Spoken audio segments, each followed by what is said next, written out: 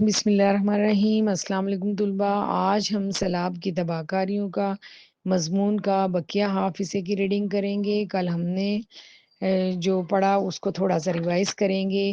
پہلے پیراگراف میں ہم نے سیلاب کن دو الفاظ سے مل کر بنا ہے، سیل اور آب کا مرکب ہے، اور اس کے بعد ہم نے تھوڑا سا اس بارے میں پڑھا کہ یہ کس موسم میں زیادہ سیلاب آتے ہیں۔ اس کے بعد اس بارے میں پڑھا کہ یہ اپنے ساتھ کیا کیا تباہیاں لے کر آتے ہیں۔ جو ہمارا چوتھا پوائنٹ بنتا ہے وہ یہ ہے کہ تھوڑا سا پوائنٹس آپ ذہن میں رکھیں گے تو یہ آپ کو لکھنے میں آسانی رہے گی اور آپ زیادہ ڈیٹیل سے اس بارے میں لکھ سکیں گے۔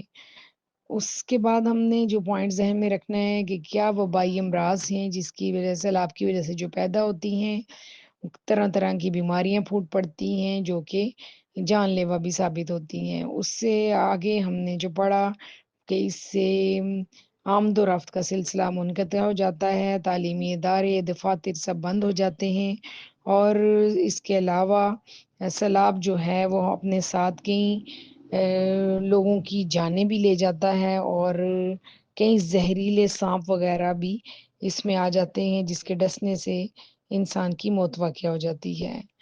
اور لاسٹ میں ہم نے اس شعر پہ کل اپنا مضمون ختم کیا تھا، جگہ دل لگانے کی دنیا نہیں ہے، یہ عبرت کی جا ہے تماشا نہیں ہے۔ آج ہم پڑھیں گے کہ سیلاب سے اجناس کو بھی بہت نقصان ہوتا ہے۔ سیلاب میں بہت سا غلہ اور ضروریات زندگی کی دیگر اشیاء جو ہے وہ ضائع ہو جاتی ہیں، جس سے قحط کی صورتحال پیدا ہو جاتی ہے۔ روزمرہ استعمال کی چیزیں درآمد کرنی پڑتی ہیں، اس طرح اشیاء کی قلت کی وجہ سے قیمتوں میں اضافہ ہوتا ہے۔ بقول شاعر، سیلاب تھا کہ قیامت تھی یہ، ناگہانی کوئی آفت تھی یہ۔ سیلاب ایک ناگہانی آفت ہے، یعنی اچانک پڑنے والی مصیبت ہے جس سے بڑے بڑے پیمانے پر تباہی اور بربادی ہوتی ہے۔ قیام پاکستان کے بعد پاکستان کو بھی کئی بار سیلاب کی تباہ کاریوں کا سامنا کرنا پڑا۔ 1950 میں دریائے راوی اور چناب میں سیلاب آیا، 1955 میں دریائے سندھ میں سیلاب آیا، اور اس شدت کا سیلاب تھا کہ جس نے پہلے کے تمام ریکارڈ توڑ دیے۔ 1958 میں جہلم اور چناب میں زبردست طغیانی ہوئی۔ 1976 کا سیلاب بھی شدید نقصان کا باعث بنا۔ 1988 کا ملگیر سیلاب اپنی شدت اور ہولناکی کے اعتبار سے تمام سیلابوں پر بازی لے گیا۔ دریائے جہلم اور چناب میں 1992 میں شدید سیلاب آیا۔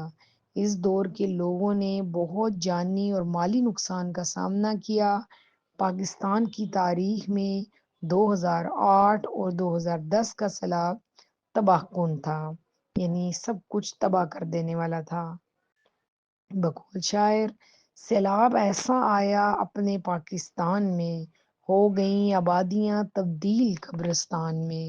سیلاب کی تباہ کاریاں لامحدود ہیں، اس سے ہونے والی بربادی اس قدر برق رفتار، ہولناک اور المناک تھی کہ اس کے تصور سے بھی رونگٹے کھڑے ہو جاتے ہیں۔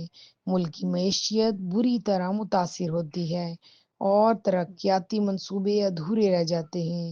سیلاب سے لوگوں کو متاثرہ علاقوں سے محفوظ علاقوں میں پہنچایا جاتا ہے، ملک میں ایمرجنسی نافذ ہو جاتی ہے، اور حکومتی اداروں کے ساتھ ساتھ نجی ادارے بھی امداد باہمی کے طور پر کام شروع کر دیتے ہیں۔ سماجی اور سیاسی تنظیمیں خدمت خلق کا جذبہ لے کر سامنے آتی ہیں، مختلف کیمپ لگائے جاتے ہیں، مناسب طبی امداد فراہم کی جاتی ہے۔ ملک کی اس پریشانی اور مصیبت کے عالم میں حکومت کے ساتھ سماجی تنظیمیں بھی سیلاب زدگان کی ہر ممکن امداد کرتی ہیں۔ ان کے کھانے پینے کی اشیاء کا بندوبست کیا جاتا ہے، زخمیوں کی مرہم پٹی کی جاتی ہے۔ سیلاب کا زور جب ٹوٹ جاتا ہے تو مکانات کی تعمیر نو کی جاتی ہے، حکومت کسانوں کو قرضے دیتی ہے، ذرائع آمد و رفت میں جو رکاوٹیں پیدا ہوتی ہیں ان کو دور کیا جاتا ہے۔ نیکسٹ پیراگراف ہوگا، بے شک سیلاب بہت بڑی تباہی لاتا ہے، لیکن قدرت کا کوئی بھی کام حکمت سے خالی نہیں۔ حکمت ہوتا ہے دانائی، سیلاب کی بہت ساری تباہیوں کے ساتھ ساتھ کچھ فوائد بھی ہیں۔ سیلاب کے آنے والی مٹی زمینوں کی زرخیزی کا سبب بنتی ہے۔ دریا کے بہاؤ کے ساتھ ایسی چیزیں بھی آتی ہیں جو انسانی ضروریات کے لیے مفید ثابت ہوتی ہیں، لیکن یہ فوائد سیلاب سے ہونے والی تباہی کے سامنے بہت حقیر ہیں، کیونکہ ہنستے لوگ آباد بستیاں پل بھر میں ویران ہو جاتی ہیں۔ معصوم پھول موت کی آغوش میں ہمیشہ ہمیشہ کے لیے چلے جاتے ہیں۔ کئی بچوں سے والدین کا سایہ چھن جاتا ہے۔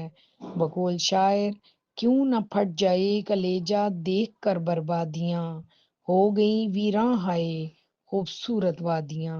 سیلاب آنے سے نظام زندگی درم برہم ہو جاتا ہے، ہر قسم کے کام رک جاتے ہیں اور ملکی ترقیاتی کام التوا میں پڑ جاتے ہیں۔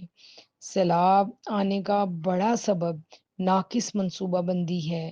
جہاں بارشیں کثرت سے ہوتی ہیں، حکومتیں بر وقت منصوبہ بندی سے اپنے ملک اور عوام کو بڑے نقصان سے محفوظ کر لیتی ہیں۔ ان حکومتوں نے پانی کو زحمت کے بجائے اپنے لیے رحمت بنا لیا ہے۔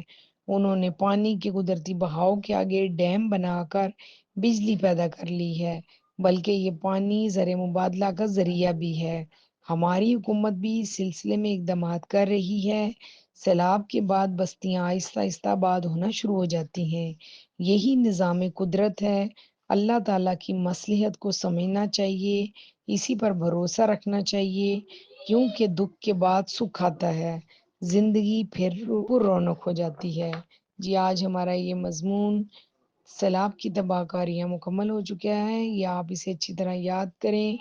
ہر آپ کے صفحے پر ایک حوالہ شعر اور ایک قول یا قرآنی آیت کا ترجمہ ضرور ہونا چاہیے۔ تقریباً یہ ہمارے 7 صفحوں پر مشتمل مضمون ہوتا ہے، اور جتنا آپ اس میں اشعار اور حوالہ جات اور قرآنی آیات یا حدیث نبوی لکھیں گے، اتنے ہی زیادہ آپ کو اچھے مارکس ملیں گے۔ اسے اچھی طرح سے یاد کریں۔ ہمارے لیکچر کا ٹائم ختم ہوتا ہے۔ اللہ حافظ۔